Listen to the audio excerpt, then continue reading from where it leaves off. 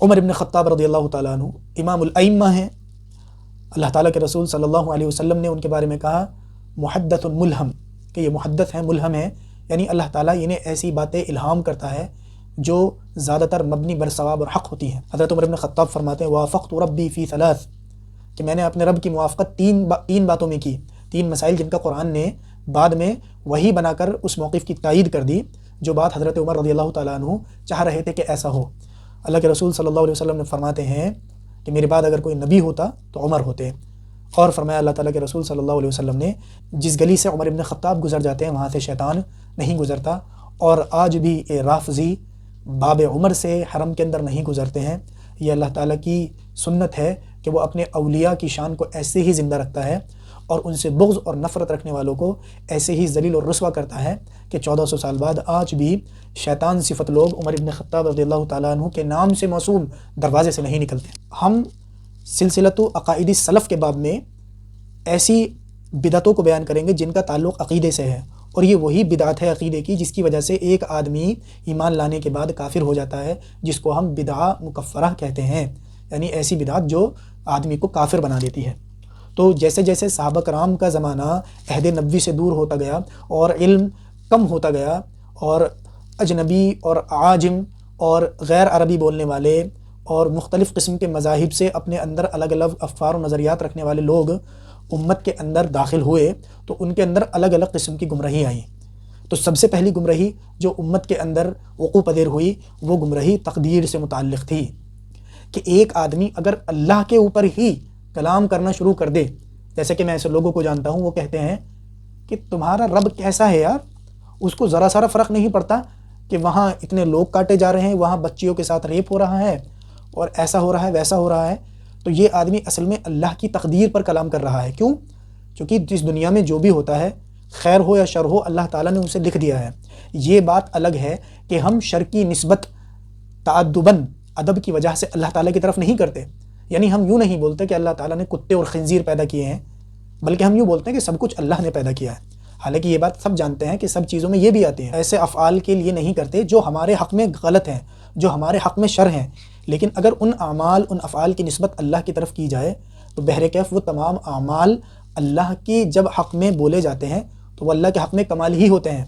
یہ تقدیر کا سیکرٹ ہے۔ اسی لیے علی المرتضیٰ رضی اللہ تعالیٰ عنہ فرمایا کرتے تھے القدر سر اللہ، کہ تقدیر اللہ تعالیٰ کا سر یعنی اس کا سیکرٹ ہے، اور جب آپ کسی آدمی کے سیکرٹ کے پیچھے پڑتے ہیں دنیا میں تو وہ اس کو پسند نہیں کرتا ہے۔ تو اللہ جو تمام کائنات کا خالق و مالک ہے، جو کہتا ہے کہ لا یسأل عما یفعل وهم یسألون، کہ اللہ جو کرتا ہے اس کے بارے میں سوال نہیں ہوتا، یہ جو لوگ کرتے ہیں اس کے بارے میں سوال کیا جائے گا، تو ایسے رب کے بارے میں آپ لوگ کیسے یہ بات کر سکتے ہیں کہ اللہ کی تقدیر ایسے کیسے ہو سکتی ہے؟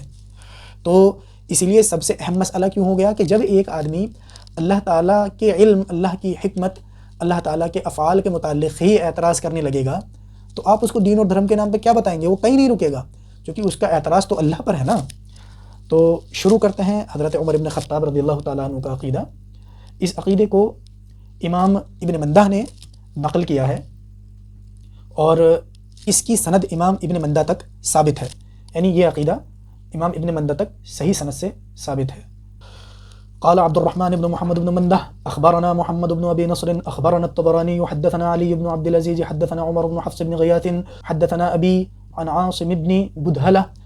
عن ابي وائل شقيق بن سلمة قال كتبت ابو موسى الاشعري الى عمر بن الخطاب رضي الله تعالى عنه ان قبلنا ها هنا اقوام يتكلمون في القدر۔ امام ابن مندہ نے اپنی سند سے بیان کرتے ہوئے فرمایا کہ ابو موسیٰ اشعری رضی اللہ تعالیٰ عنہ نے عمر بن خطاب رضی اللہ تعالیٰ عنہ کو یہ خط لکھا کہ یہاں پر ایسی قوم ہے جو تقدیر کے بارے میں بات کرتی ہے۔ ایک حدیث میں آتا ہے کہ صحابہ کرام ایک مرتبہ تقدیر کے بارے میں گفتگو کر رہے تھے، اللہ صلی اللہ علیہ وسلم علی اصحابہ وهم يختصمون في القدر فكأنما يخفأ في وجهه حب الرمان۔ عبداللہ ابن عمر رضی اللہ تعالیٰ عنہ فرماتے ہیں کہ ایک مرتبہ اللہ تعالیٰ کے رسول صلی اللہ تعالیٰ علیہ وسلم صحابہ کرام کے پاس آئے اور صحابہ کرام تقدیر کے معاملے میں تخاصم کر رہے تھے، جدال کرنا اور ایک کی بات دوسرے سے رد کرنا۔ فكأنما يخفأ في وجهه حب الرمان،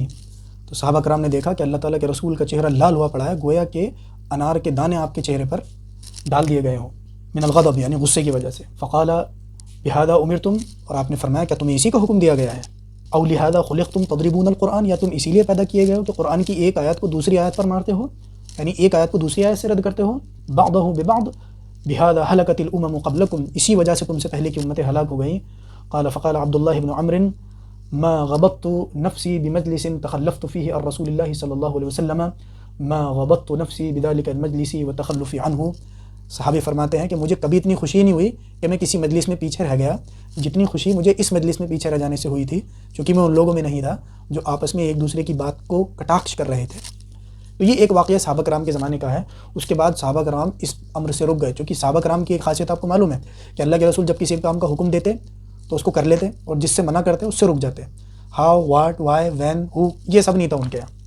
تو عمر بن خطاب رضی اللہ تعالیٰ عنہ کے زمانے میں بدعت قدر یعنی تقدیر کی بدعت، یعنی انکار تقدیر کی بدعت وجود میں آئی۔ عمر بن خطاب رضی اللہ تعالیٰ عنہ نے ان کو کیا لکھا، سنیے آپ، دیکھیے یعنی عمر بن خطاب رضی اللہ تعالیٰ عنہ کا کیا عقیدہ ہے۔ اللہ تعالیٰ نے اپنا حکم، اپنا امر یہ نافذ کر دیا ہے، وَأَنفَذَ حُکْمَهُ، وہی معنی ہے، وَقَدَّرَ مَشِیئَتَهُ، اور اپنا ارادہ جو ہے وہ مقدر کر دیا ہے، وَأَخَذَ بِالْحُجَّةِ عَلَى خَلْقِهِ، اور اللہ تعالیٰ نے اپنے بندوں کے اوپر حجت قائم کر دی ہے، فِيمَا أَمَرَهُمْ بِهِ مِن طَاعَتِهِ، جو کچھ اللہ تعالیٰ نے اپنی طاعت کا ان کو حکم دیا ہے، وَنَهَاهُمْ عَن مَعْصِيَتِهِ، اور جو کچھ اپنی معصیت سے اس نے منع کیا ہے، اس کے ذریعے سے اللہ تعالیٰ نے اپنے بندوں پر حجت قائم کر دی ہے۔ اب جو آدمی اچھی بات مانے گا، اس کی اتباع کرے گا، اس کے لیے ثواب ہے، اور جو آدمی اپنی مرضی سے بری بات کو مانے گا، بری بات کے پیچھے چلے گا، اس کے لیے عذاب ہے۔ فَإِذَا أَحَبَّ اللَّهُ تَبَارَكَ وَتَعَالَى عَبْدًا نَصَرَهُ، بس جب اللہ تعالیٰ کسی بندے سے محبت کرتا ہے تو اس کی مدد کرتا ہے اچھے کاموں پر۔ وَإِذَا أَبْغَضَهُ خَذَلَهُ، اور جب کسی بندے سے نفرت کرتا ہے تو اس کو رسوا کر دیتا ہے۔ جَعَلَنَا اللَّهُ وَإِيَّاكَ مِنْ عِبَادِهِ الْمَنْصُورِينَ الْعَامِلِينَ بِطَاعَتِهِ، اللہ تعالیٰ تم کو اور ہم کو ان بندوں میں سے بنائے جو اللہ تعالیٰ کی طرف سے منصور یعنی مدد کیے جانے والے ہیں، اللہ تعالیٰ کی اطاعت کا عمل کرنے والے ہیں۔ فَإِذَا وَصَلَ كِتَابِي هَذَا إِلَيْكَ فَادْعُهُمْ، جب میری یہ کتاب تم تک پہنچے اے ابو موسیٰ اشعری تو ان لوگوں کو بلانا، وَأَوْعِزْ إِلَيْهِمْ، اور ایک کام کرنا، ان کو اس بات کی نصیحت کرنا کہ وہ ایسا نہ کریں، کیا نہ کریں، وَانْهَاهُمْ عَنِ الْمُعَاوَدَةِ بِالْخَوْضِ، اور ان کو اس بات سے منع بھی کرنا، ان کو اس بات سے ڈرانا کہ تم جو ہے ایسی چیز کے بارے میں غور اور خوض نہ کرنا، قد احکمہ اللہ وفرغ منہ، کہ جس کا حکم اللہ تعالیٰ نے نافذ کر دیا ہے، جس کو محکم بنا دیا ہے، اور اس کے کام سے اللہ تعالیٰ فارغ ہو چکا ہے۔ خلاصہ کلام یہ ہے کہ عمر بن خطاب رضی اللہ تعالیٰ عنہ نے تقدیر کے معاملے میں جو صحابہ کرام کا موقف تھا اس کو بیان کیا۔ وہ موقف کیا ہے کہ اللہ کے متعلق سوال نہیں کیا جاتا ہے۔ آپ دنیا کے چھوٹے سے چھوٹے علم کو، حتیٰ کہ یہ جو میں ویڈیو بنا رہا ہوں، اس کے اپلوڈ ہونے، اس کے تصویر بنانے کا جو پروسیس ہے، وہ ایک آپ عام آدمی سے پوچھے کیسے تصویر بننی ہے، میں تو اس کے اندر نہیں بیٹھا ہوا ہوں۔ جب آپ دنیاوی فزیکل فنومناز کے اتنے کامن سی باتیں نہیں سمجھتے ہیں تو اس بات کی اجازت آپ کو کس نے دی ہے کہ اللہ تعالیٰ جس کا کوئی عمل حکمت سے خالی نہیں ہے، اس کے بارے میں آپ سوال کرتے ہیں کہ اللہ تعالیٰ نے ایسا کیوں کیا ہے اور ویسا کیوں کیا ہے۔ تو تقدیر کے بارے میں 4 چیزیں یاد رکھ کے آج کے اس سلسلۃ عقائد سلف کو ہم ختم کرتے ہیں۔ نمبر 1، تقدیر کے بارے میں یاد رکھنا ہے کہ اللہ تعالیٰ نے سب کچھ جان لیا ہے کہ کون آدمی اچھا ہے کون برا ہے۔ کس کے پاس اچھائی اور برائی دونوں آئیں گے وہ برائی اختیار کرے گا، اور جس کے پاس اچھائی اور برائی دونوں آئیں گے وہ اچھائی اختیار کرے گا۔ یہ بات اللہ نے جانی، اس کے بعد قلم کو حکم دیا اور سب کچھ لکھوا دیا، پھر اس نے چاہا تو پیدا کر دیا۔ ان 4 چیزوں کو آپ سمجھ لیں گے تو انشاءاللہ اللہ کے متعلق آپ کی بات کرنے کی ہمت نہیں ہوگی۔ وَعْلَمْ أَنَّ أَوَّلَ مَا خَلَقَ اللَّهُ تَبَارَكَ وَتَعَالَى الْقَلَمَ، اللہ تعالیٰ نے سب سے پہلے قلم پیدا کیا، فَقَالَ لَهُ اجْرِي، اور اس سے کہا چل، فَجَرَ الْقَلَمُ بِمَا كَانَ، تو قلم چلا جو کچھ ہونا تھا ان سب چیزوں پر، مَا هُوَ كَائِنٌ إِلَى يَوْمِ الْقِيَامَةِ، جو کچھ قیامت تک ہونے والا ہے، فَقَدْ فَرَغَ اللَّهُ تَعَالَى مِنَ السَّعَادَةِ وَالشَّقَاءِ عَلَى عِبَادِهِ، بس اللہ تعالیٰ فیصلہ کر چکا ہے کہ کون بندہ شقی اور جہنمی ہے اور کون بندہ سعید اور جنتی ہے۔ فَنْهَاهُمْ عَنِ الْخَوْضِ فِي مَا كَانُوا يَخُوضُونَ فِيهِ، ان لوگوں کو منع کر کہ تقدیر کے معاملے میں غور و خوض نہ کریں، بال کی کھال نہ ادھیڑیں، فِيهِ مِنْ أَمْرٍ قَدْ فَرَغَ اللَّهُ مِنْهُ، ایسے امر کے بارے میں جس سے اللہ تعالیٰ فارغ ہو چکا ہے۔ وَمُرْهُمْ بِالْإِشْتِغَالِ بِتِلَاوَةِ كِتَابِ اللَّهِ، یہ شاہد ہے۔ آج لوگوں کی دقت یہی ہے کہ وہ کیا ہے، قرآن سے دور ہے، الفاظ تو آتے ہی نہیں، الفاظ کی طرف عنایت ہی بند ہے۔ جو لوگ قرآن جانتے ہیں وہ بھی اردو میں پڑھتے ہیں، فارسی میں پڑھتے ہیں، اور جو لوگ قرآن جانتے ہی نہیں ہیں ان کی ایسی مت ماری ہے کہ گھنٹوں گھنٹوں یوٹیوب پر ویڈیو دیکھتے ہیں لیکن کبھی توفیق نہیں ہوتی کہ وہ اپنا قرآن صحیح کر لیں۔ اللہ تعالیٰ توفیق دے، رمضان آ رہا ہے، اس رمضان آپ قرآن سیکھیں، قرآن کے الفاظ سیکھیں، کیونکہ جنت میں چڑھنے کے لیے قرآن کی تلاوت ضروری ہے۔ کہا جائے گا پڑھتا جا اور چڑھتا جا، جب پڑھنا ہی نہیں آتا تو چڑھے گا کیسے؟ فَإِنَّ اللَّهَ يَكْتُبُ لِمَنْ تَلَا الْقُرْآنَ بکل حرف 10 حسنات، اس لیے کہ اللہ تعالیٰ قرآن پڑھنے والے کے لیے ہر حرف کے بدلے 10 نیکیاں لکھتا ہے۔ اور پھر عمر بن خطاب رضی اللہ تعالیٰ عنہ نے فرمایا اما انی لا اقول، میں یوں نہیں کہتا الف لام میم یہ ایک حرف ہے، ولیکن یکتب لہ بالالف 10 وباللام 10 وبالمیم 10، بلکہ الف کے لیے 10 نیکیاں، لام کے لیے 10 نیکیاں اور میم کے لیے 10 نیکیاں لکھی جاتی ہیں۔ فالاشتغال بهذا الذي بین اللہ فضلہ انفع لهم، پس اس چیز میں مشغول ہونا جس چیز کی فضیلت اللہ تعالیٰ نے بیان کر دی ہے ان لوگوں کے لیے زیادہ نفع بخش ہے، بالمقابل اس چیز میں مشغول ہونے سے جو ان کو کبھی کبھی ایمان کے دائرے سے بھی خارج کر سکتی ہے اور اللہ پر اعتراض کا دروازہ کھول سکتی ہے، یعنی تقدیر کے بارے میں بات نہ کرنا، ایسی چیز کے بارے میں غور و خوض کرنے سے جس کے بارے میں اللہ تعالیٰ پہلے ہی فارغ ہو چکا ہے اور اس کا حکم نافذ ہو چکا ہے۔ یہ سلف کا طریقہ ہے کہ وہ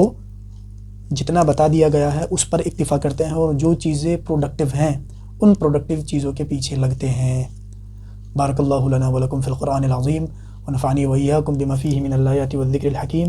انہ تعالی جواد کریم ملک بر رؤوف رحیم۔